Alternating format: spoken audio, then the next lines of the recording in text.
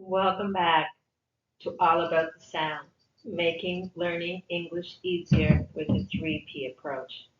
We are going to continue with our third P, phonics. Phonics starts in chapter 5 of the book if you have it, but again, you don't feel like you need to have the book. We're going to proceed anyway with or without the book so we can learn more about phonics and in particular something called word work.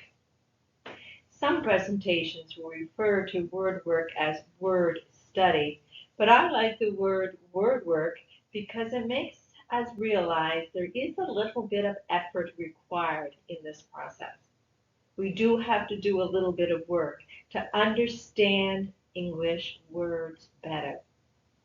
The process of word work breaks down what we are hearing or reading or what we are attempting to build in regard to what we're attempting to say, write, or spell into a beginning, middle, and ending approach. We break it down into the words, what we're reading and seeing, into words, and from words into word parts. And then we take each word part, each syllable, each word part that contains a vowel sound, and we break that down further into the beginning, the middle, and the ending. Sounds a little complicated, I know. And it's not like we have to do this with every English word we see. Sight recognition and memorization is still important in learning English. But when we're stuck on a word, or we would better want to understand a word, how it's pronounced, what it means, how to spell or write it, this process comes in handy. It is a very important component of phonics. Now, if you have a word work journal, something you want to jot down words with, you can do that as well as we proceed. But we're just going to take it step by step and learn how to break down words or how to build words using the beginning, middle, and ending approach of word work. Are you ready? Let's begin. There are two major goals of word work. The first one is to encode, and when we encode, we build words. And you'll see that hammer to remind us that it's almost like building that apartment building that we talked about in the beginning of these presentations. We build from the brick, which is the basic unit of sound, phoneme, from the grapheme, which are the letter combinations used to represent that sound, and we create morphemes, or meaning, in our words. So we are building from the word, yes, but even prior to the word, from the word to the sentence, from the sentence to the paragraph, and so on, we are looking at the basic unit of sound and building them into word parts that contain a vowel sound, and from there into words. In decoding, we are breaking down the words for meaning. We are trying to understand what was said or what was written, what we are seeing on paper or what we're hearing by breaking down the word into its word parts. So you may hear an entire speech from somebody and get stuck on a few words. Jot down the best way you can what you think they sounded out like, and then do the word work. So the word work, we're focusing again on words. And when we are decoding, we're breaking down those words into those vowel-containing or word parts called syllables. And we will refer to them as word rooms if we're using our apartment analogy. So the apartment is the word, and each part of the word is a word room. So you'll see the sledgehammer for decoding, and you will see the hammer for encoding. When we build words to make sense, when we want to make sense and send a message that makes sense to somebody else, that is clear and understandable, we encode using this word work process. If we want to understand what was said to us or what was written, we decode using this word work process. It sounds more complicated than it actually is. So what we're trying to do here is focus on the word. So that's why it's called word work. You may have a paragraph that you're reading right now and you're struggling on a few words. You understand most of it, but there's some of it you're having challenging time with. Jot down those words and bring them into your word work so you can better understand them once and for all. If you are struggling to say something in the correct way, or write it down or spell it in the correct way, then if that word is a challenge for you, do your best to write it down and bring it into word work so you better understand. Word work can help you in the long run understand English easier. It will, though it sounds like a challenging process, once you get the hang of it, it becomes second nature. So we begin our word work by bringing down what we're reading or hearing or what we're trying to write or say down to the basic word. So we bring the word work to the words that are challenging to build or understand. Say, for example, I want to write and speak each word clearly so others can understand what I mean. That is why we do word work in encoding. I want to write and speak each word clearly so others can understand what I mean. In decoding, I want to deconstruct what I just read or heard so I can understand the meaning in it. I want to deconstruct what I just read or heard so I can understand the meaning in it. So again, when we are encoding or building words, we're trying to speak and share meaning so that others understand. Or we can write so others understand. We need to do our word work on some of those bigger, more challenging words in English. And once we get used to doing that in our encoding and building words becomes second nature to us. In decoding, we are breaking down words so we can understand what was said or written. When we're reading or listening or trying to process in our brains what we have just heard or read, that is decoding. So remember, you may have a big paragraph that you're looking at, or a whole story, or you may be hearing someone speaking more than one sentence at a time. We have to bring it down to the words we do not understand clearly, or are unable to say clearly, or are not quite sure what they mean. So from the word level, we then go to the syllable level. Now the syllable is the vowel-containing word part or word room level. As I've said many times, I will use syllable, word part, or word room interchangeably to mean the same thing. I use the word room because I'm talking again about that apartment analogy we spoke about in the first presentation. The apartment is the word, and each room is a part of the word. To be a syllable, however, it must contain a vowel sound. Just remember that.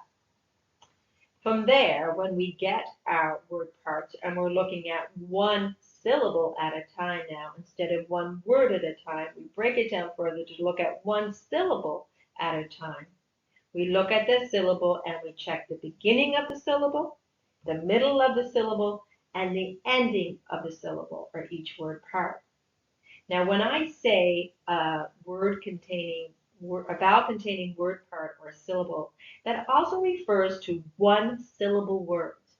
Many words only have one syllable. So they would just be like the vowel containing word part that we are dealing with when we break it down into syllables. Just keep that in mind as well. So what is the basic word part structure? We are doing what I call the beginning, middle, and ending approach to word work. So we're looking at the beginning, we're moving to the middle, and then to the ending of each word part. How do those beginning, middle, and endings of a word part look?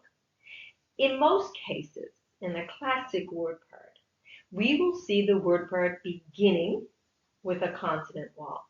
So the beginning of a word part will be considered the consonant wall, thus the brick wall. Then we move on to the heart of the word part, which is the vowel. The vowel is so essential to our words and our word parts. We cannot have a syllable without them. That is the core of the word, is what we're really hearing in the sounding out of the word. So the vowel is contained between usually two consonant walls, one at the beginning, one at the end. So the ending then is the ending consonant wall. So we need to constantly ask ourselves when we are trying to build word parts or when we're looking at word parts to deconstruct them, is there or will there be a beginning consonant wall? Is there or will there be a vowel heart? Yes, there always will be a vowel heart because it won't be a syllable without. But then we asked, will there be or is there an ending consonant wall? Beginning, consonant wall, middle, vowel heart, ending consonant wall. That's what the basic word part structure should look like. This is our beginning, middle, ending approach. The beginning is a consonant wall, the middle is our vowel heart, and the ending is another consonant wall in the classic word part. So in our approach, we're always looking at the beginning, then we're moving to the middle, and then we're moving to the ending of each word part. But as of course in life, not everything is the way we would like it to be. Not all word parts are created equal. Though we would like to see in this approach that there's a beginning consonant wall, then a vowel heart, and an ending consonant wall, it's not always going to be like that. Not all words will have a beginning consonant wall. If your word part begins or ends with a vowel sound, it is said to be an open syllable. Some syllables are open at the beginning, meaning there is no beginning. We're still looking for it, but we don't see a consonant wall. It starts with a vowel sound. Such an example is the word axe. It begins with a vowel sound, and it actually ends with a silent E, so that doesn't really count. But it is an open syllable at the beginning. There is no beginning wall. Some words will have no beginning consonant wall. And not all word parts will have an ending consonant wall. Let's look at go. Go ends in O, which is a vowel sound or vowel. There is no consonant at the ending. So we have a beginning and a middle, but no ending to our word part. Some word parts will have neither a beginning or ending consonant wall. Though this is rare, we will see in words like ah or I, as in I, the person, just one vowel sound. No beginning consonant wall, no ending consonant wall, just the vowel sound. So not all words are created equal. Not all words have a beginning or ending consonant wall, but it's very, very important to remember that all word parts have a vowel heart in order to be a syllable. They are not syllables. They are not word rooms.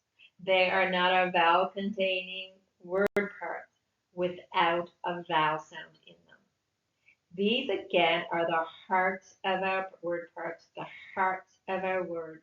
So we focus and build our words around our vowel sounds. So every syllable must have a vowel sound. So let's begin the word work. You can check out the steps on the beginning, middle, and ending approach on page 158 of your book, or you can go to page 27 of your book where I have the steps down in a more thorough form. But it's up to you. If you don't have the book, do not worry about it. We're not sweating the small stuff. We're going to do the best we can with the presentations offered, learn what we can, and go from there. But if you do have the book, 158, it's on other chapters too in that format. But you'll see 3 columns, beginning, middle, and ending. Just a quick way to help you remember the steps we're taking. So we have our word. We have a word and it may contain one syllable. Many words only contain one syllable. But more than likely, if it's a word that we're struggling with, it contains more than one syllable. So one of the first questions we have to ask in this process of word work is how many syllables are in that word? If I am encoding, meaning that I'm trying to build a word, I have to think about how many syllables, how many vowel-containing word parts or word rooms I will need to build this word. If I am decoding, I need to ask myself, how many syllables, how many vowel-containing word parts or word rooms do I need to break down this word down into? How many am I hearing? How many syllables am I seeing? So it's important to know, a good question to ask yourself before we can break down into syllables, we need to know how many syllables we need to break down into. So that's why we ask the question, how many syllables are in the word I'm about to build, are in this word that I'm reading or hearing? And we've got to remember a few things. We need, first of all, to remember that each syllable must have a vowel sound. That is crucial to your word building and word work. You need to know that every word part that we call a syllable must have a vowel sound. So if you're about to put two consonants together and finish your word part, if there's no vowel sound there, we've done something that we need to look at again and figure out where that vowel sound should be. How many vowel sounds will you be making or representing in encoding? That's another question we will ask. And how many vowel sounds am I hearing? How many vowel graphemes am I seeing? Remember that phonemes are the sounds, the basic unit of sound in a word. Graphemes are the letters or letter combinations used to represent that sound. Some words will have or need only one syllable, and others will have or need more. There can be up to 10 syllables in a word, believe it or not. We're not going to take it that complicated. There's not too many words like that, but it is common to have more than one syllable. So we need to know how many syllables are in each word. So you know what word you want to build, and you decided, say, for example, it has 3 syllables in it. Now when I go to build it, I'm going to start with the first syllable that I need to build and build that, plan how I will build it. Then I will move to the second syllable and work with that one to see how I need to build that. And then I'll move to the third syllable to see how I move that. So we're still, even with the word, doing the beginning, the middle, and the ending approach. Of course, you could have more than 3 syllables, or you could have less. But we start with the beginning, the first syllable, move to the second, then the third. We also do that when we are decoding our words. Once we have determined how many syllables and have broken down the word into syllables, which you will do later on, then we will take the first syllable and work with that, decode that. Then we'll move to the second syllable to decode that, and then the third syllable or the last syllable to decode that. We just move from one syllable to the next, to the next, to the next, keeping in mind the beginning, middle, and ending approach. And again, in our word work, we are looking for phonemes, which are the basic units of sound in a word. We are looking for graphemes, which are the letter or letter combinations that are representing that sound. And we are looking for the morphemes in each word and word part. Morphemes are the basic unit of meaning. And we discussed morphemes in chapter 2 when we talked about prefixes, suffixes, and word roots. Okay, so those are another questions you're going to be asking as we proceed in our word work. Is there a prefix? Is there a suffix? What is the word root?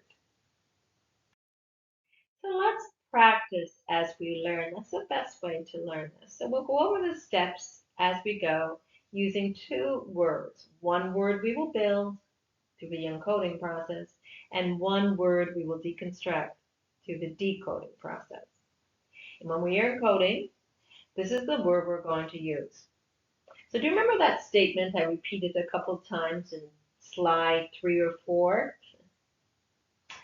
Let's just say we're having trouble building the word understand from this statement. Now I just want you to listen, okay? I want to write and speak each word clearly so others can understand what I mean. I want to write and speak clearly so others can understand what I mean. So we're looking at the word understand. We're going to do decoding at the same time, and we are having trouble pronouncing, reading, and defining the word, for example, in deconstruct. Deconstruct, where did we see that? I want to deconstruct what I just read or heard so I can understand what it means. So in the first statement, we had this phrase, and there was one word we were having trouble with, and we couldn't understand what the speaker was saying clearly because we couldn't understand that one word, understand. So we're going to take understand from that phrase, bring it down to the word level, and from the word level, we're going to break it down so we can build it into our writing or our speaking it out to somebody else. So in our decoding process, we read something and one word was confusing for us. We weren't able to pronounce it or read it well out loud. We weren't sure what it meant. So we're going to take the word deconstruct from a phrase and bring it to our word work so we better understand it. So that's the practice we're going to be doing as we proceed with our steps of the beginning. Do you remember what the first step was? How many syllables, right? We have to know how many syllables are in the word before we can break it down into syllables or before we can build it up with syllables. And we need to ask that question, how many syllables? So how many syllables in the word understand? Understand. Remember that every syllable must have a vowel sound. So what I'm actually asking you as well is how many vowel sounds are you hearing? Do you remember the ways that we can determine syllables when we're hearing a word or speaking a word? We can do two things. We can clap it out, or we can place our hands underneath our jaw because syllables always drop the jaw. In order to say them, the jaw will drop. So how many times is my jaw dropping when I say the word understand? I exaggerate that a little bit. Understand. Understand. That's right. 3 times. Understand. 3 syllables. What about in the word deconstruct? Now I'm looking at that, so it's a little easier in one way because I can see the vowel graphings in there. E, I, O, U, and sometimes Y are the vowel graphings or letters used in the English language. What are they again? A, E, I, O, U, and sometimes Y. So I see a D, that's 1. I see an O, that's 2. And I see a U, that's 3. So just by looking at this word, I see 3 different vowel sounds. So therefore, there are 3 syllables. Deconstruct. Deconstruct. Deconstruct. 3 syllables. And we're going to learn how to break down syllables in a bit. It's going to be a separate PowerPoint presentation by itself. But this is how the word is broken down. And once you know that process, it will make this even easier for you. So when we are encoding, building words, We're going to start with the first syllable, regardless if we're encoding or decoding. We broke down. Now we're going to break down our first syllable. What is the first syllable I need to build in understand? Understand. Understand. It's un. Will it need a beginning consonant vowel? Listen. Un. Are you hearing a consonant sound? No. It has no beginning consonant vowel. It starts with a vowel sound. There is no consonants before the vowel sound, so there is no beginning. Will it need a vowel sound in the middle? Think about that one.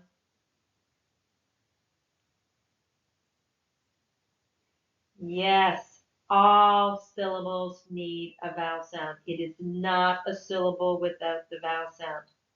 That vowel sound I need in this word is the short U sound. Uh, uh, uh. And it's marked by that phonetic symbol. Uh, short U. And the grapheme I will use to represent that sound is U. Will it need a consonant ending? Will there be a consonant vowel ending? Un. What are you hearing? Yes. The consonant sound I need to create is the sound. I will use the grapheme N to represent that sound. So what I will be seeing then is un. You see a UN, that's with the graphemes that we're using, and the sound is un.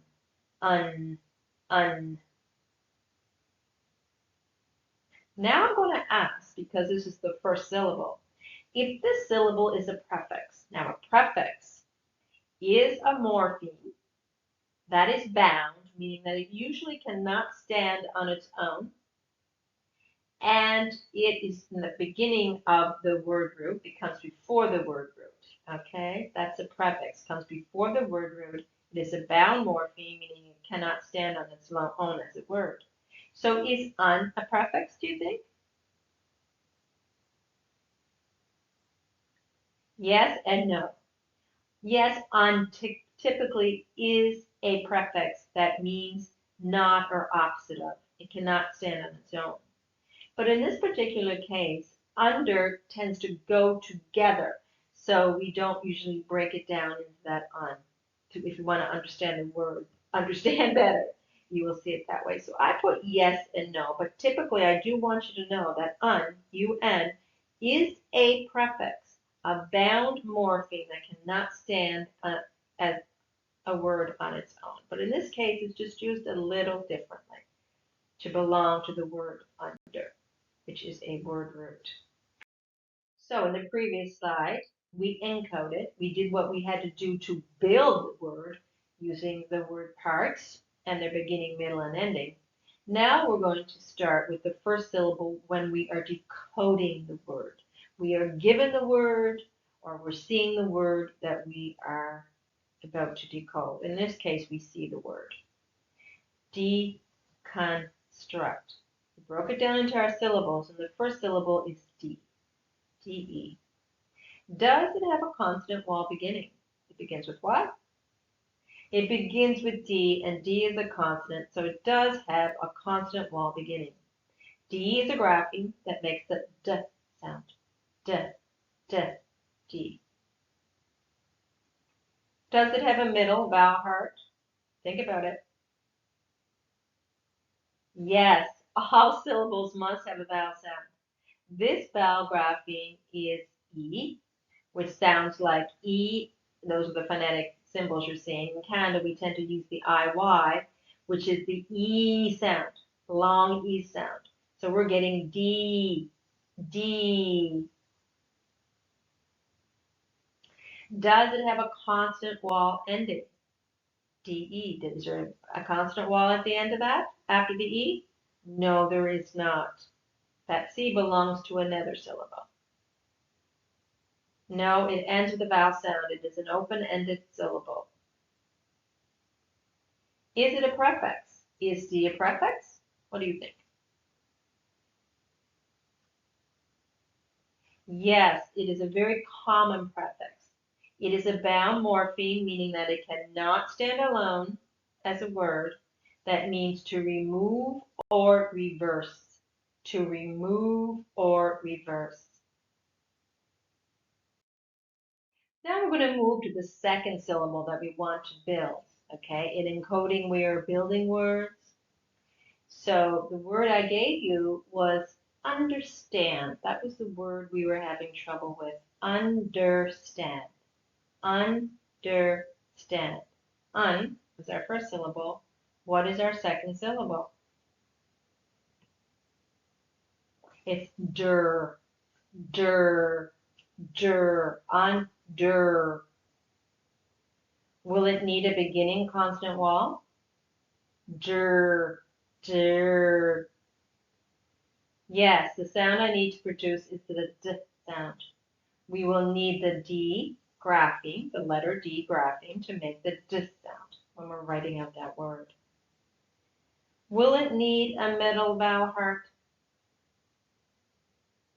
Yes, all syllables need a vowel.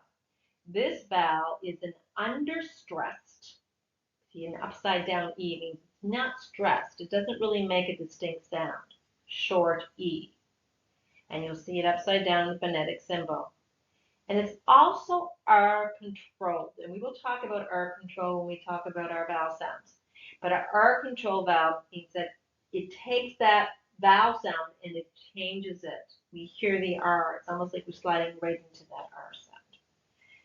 So yes, it is a syllable that contains a vowel, and that vowel is a schwa E or an understressed E. Will it need an ending consonant vowel? Der, der. What are you hearing?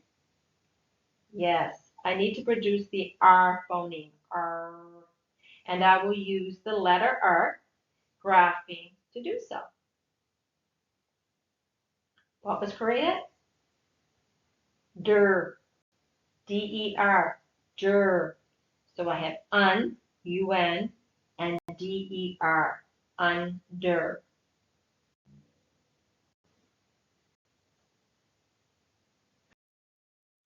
So we're ready to decode the second syllable of deconstruct.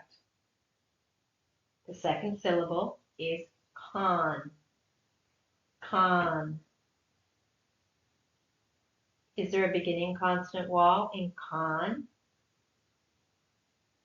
Yes, we see a C. That letter C at the beginning of the syllable. So we have a beginning, we have the C, and it makes the k sound in this case, because C can be soft or hard, and we're hearing the k sound in this C. Is there a middle vowel heart? You should be answering this without a second thought now. Yes, all syllables must have a vowel heart. The vowel grapheme is O, but we're not going to see an O. We're going to see the O, but we're not going to hear the O sound. This O is going to be represented by a schwa E as well, that upside down E, which means it's an understressed sound. Okay? We're not actually hearing any O sound, not a short O or a long O. And it's very common sometimes in the middle syllable to have that schwa where we don't hear a particular vowel sound in it. So that's the representation we're getting for that O. Is there an ending consonant wall? You see anything? Yes, we have an N grapheme representing that N sound. N sound. So we got con, con, con, con. Now, is con a morpheme? What's a morpheme again? It's the basic unit of sound. We talked about morphemes being prefixes, suffixes, and word roots, right? Is con a morpheme? Yes. Though it isn't a prefix or a suffix, it is a morpheme, a bound morpheme that can't stand by itself. That means with or together. Ciao. You have done an amazing job keeping up with me so far. We are now moving on to our last syllable in the encoding process, in the building of a word. If there was more syllables, we would continue with our word work, but lucky for us, we are almost done. What is the last syllable in understand? Understand. Understand. It is stand. Stand. Stand. Will I need a beginning to build a beginning consonant wall in stand? Stand. Are you hearing consonants? Yes. I need to build a double consonant wall. Meaning there's going to be two consonants coming together to make that wall. We need to produce two distinct sounds in a blended sound with a s and a t. Stand. And two sounds. This is called a consonant blend. The two graphings I'll be using to produce those two sounds will be the S and the T. The S-T blend. Will I need a middle vowel heart? You should be getting that one by now. Yes, all syllables need a vowel. The sound needed is a short A sound, ah, represented by the letter A. Okay, the short sound represented by A. Will I need to build an ending consonant wall? Stand, stand, stand. Yes, I need to produce another blended sound, another double consonant wall. Two consonants coming together, with two distinct sounds coming together. So I hear that d, d, stand, stand, stand. ND will be the graphemes used to represent this consonant blend. So what have we created? Stand, S-T-A-N-D, stand, S-T-A-N-D. Is this a suffix? It's coming at the end of the word. Is it a suffix? No, even though it comes at the end of the word, and some people would call it a suffix, it is not actually a suffix. A suffix is a morpheme that is bound, meaning that it cannot stand alone as a word. Can stand, ironically, stand alone as a word? Yes, it can. So therefore, it is a word root, a free morpheme. What does this, and of course morphemes are meanings, right? Contain meaning. So what is the meaning in stand? It is a word root that actually means to be in a position for grasping. To be in a position for grasping. I know we don't think of that as we say stand, but that's what the word actually means. To be in a position for grasping. So what did we encode with that word from the statement? I want to write and speak clearly so others can understand what I mean. I want to write and speak clearly so others can understand what I mean. Understand. What did we encode? We encoded this word. 3-syllable word, understand. We built that word starting with the first syllable, moving to the second syllable, and finally with the last syllable. When we got to each syllable, we built the beginning, if there was to be one. We built the middle, which there is always going to be a vowel heart. And we built the ending consonant wall, if there was to be one. We did that with each syllable, starting with the first syllable, moving to the second and the third. We did a beginning, a middle, and ending approach to each word part or syllable. So we came up with the word understand. Now technically the word means, if we use it according to like decoding, making sense of what each word part means, it gets a little confusing. by the morphemes themselves. It means to be in a position of grasping deeply. That's where the under comes from. To be in a position of grasping deeply. We probably wouldn't think of it that way. We'd probably think of it more of, let's just say, making sense or comprehending. So when we say, I want to write and speak clearly so others can understand what I mean, so others can comprehend what I mean, so others can make sense of what I'm saying. So that is understand. We built a word, we built up from the phonemes and the graphemes and the morphemes into a word that could be understood by others. So you just did something. You did use your word work to make what you want to say clear to somebody else. I want to write and speak each word clearly so others can understand what I mean. Good job.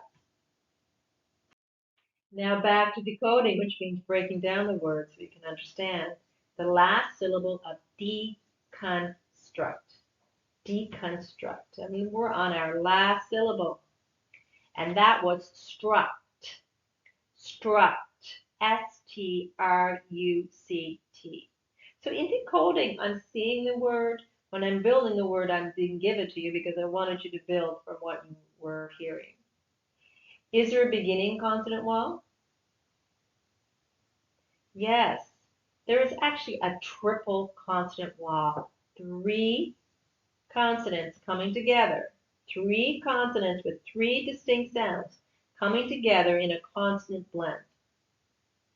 The 3 syllables we see are S, T, and R. The sounds they make are st, r, s, t, r, str, str, str, right? That's what you're hearing in the beginning of that wall. So we do have a beginning. Is there a middle vowel heart? Yes, every syllable needs a vowel sound. This vowel that we're seeing is represent a U. We're seeing the U representing the short U phoneme, which is the upside down V in the phonetic symbol. So we're actually hearing the sound. Okay, struck, struck, struck, struck. That's what we're hearing so far. Is there an ending consonant wall? I see a C and a T, so yes, we have another double consonant wall. We started with the triple consonant wall. Now we have a double. There are 2 consonants coming together. 2 consonants with distinct sounds coming together to form our consonant wall. So we have a k and a t sound, and it's represented by a C, which can represent that k sound, and a T. So we have CT as our graphemes for that sound. Is this a suffix? Is struct a suffix? Not really, though some people would call it a suffix. It is more of a free morpheme or a word root that means to build. Okay, struct means to build. So though it comes at the end, and some people would even call it a suffix, because it can stand on its own, it's not a suffix. So what did we decode with our beginning, middle, and ending steps? Deconstruct. We create that word, and it basically means to unbuild with. If we were taking the parts and mixing them around to do the morpheme deconstruction, it would mean to unbuild with. But we can rephrase that to mean taking apart something that was built. Taking apart something that was built. What was built? The word was built. And we broke it down so that we would understand the meaning of it, right? So what statement did it come from?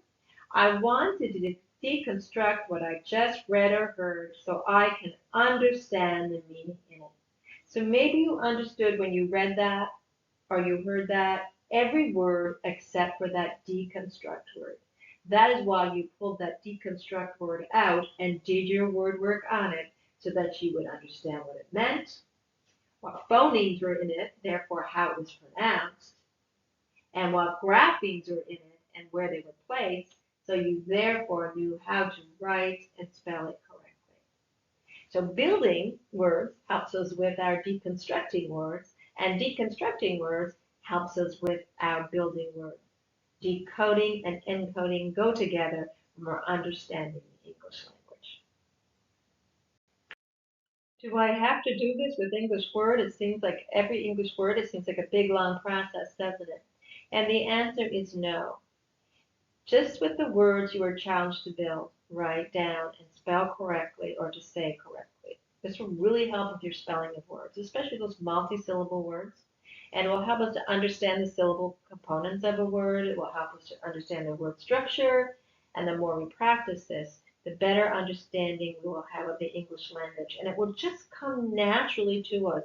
Right now, it seems like a big, long, complicated process, but the more you practice, the more you do this, the better it will get and the easier it will get.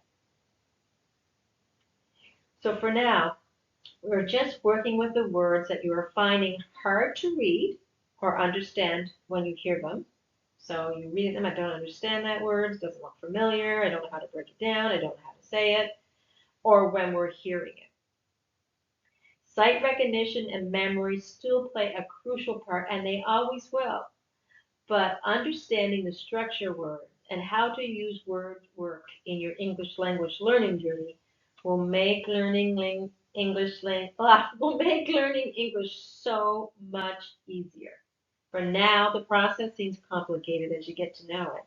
But like I said, it will become second nature and you won't even realize you're doing it as you're looking at words or spelling them out.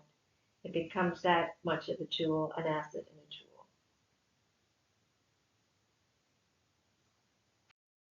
So just remember your beginning, middle, and ending approach when it comes to word work. So we find words that are complicated. We pull them away from the context in which we're finding those words, and we work with the word alone. Once we get the word, we determine how many syllables are in that word. We need to know how many syllables we need to build, or how many syllables we're seeing or hearing. From there, we go to the first syllable. We either build the first syllable using the beginning. Is there a consonant wall? Do I need to build a consonant wall? Then moving to the middle. Do I need a vowel sound or a vowel heart? And what is the answer to that? Yes, you do. Then what graphemes will represent that? What sounds do I need to make? And then we go to the ending part of that word part, which would be the consonant wall. Is there a consonant wall? Do I need to build a consonant wall? And if so, how do I do it? And what graphemes do I use? Then we move on from the first syllable to the second syllable and do the same thing. The beginning, the middle, and the ending. We move on to the next syllable and the next until we have either built every syllable in the word we're trying to express, or we have understood everything, every syllable in that word. So it seems complicated, but the more you do it, the better off you'll be. Also try to see if you have prefixes and suffixes because they represent our morphemes. Once you recognize your prefix and are able to define it, once you recognize your suffix and are able to define it, and most importantly, once you recognize your word root and are able to define it, you will be able to determine the meaning of your word. Sometimes when we do it this way, the meaning sounds all confabulated, but the more you do it, the more it will make sense to you. And of course, don't be afraid to have a dictionary in hand if you so need to. Wow, you did an amazing job following along. That seemed a little complicated, I know, but believe me, the more you practice, the easier it gets. And don't strive for perfection, as I always say. Learning is all about the practice. Mistakes are something we learn from. So if you're making little boo-boos here and there as you proceed with your word work, don't worry about it. It will all come. Just take it one word at a time and one syllable at a time and one beginning, one middle, and one ending of each word part at a time. You got this. So continue to practice with your English language learning journey. And I will be back next time with more on phonics. Thank you so much for joining me. Have an amazing day.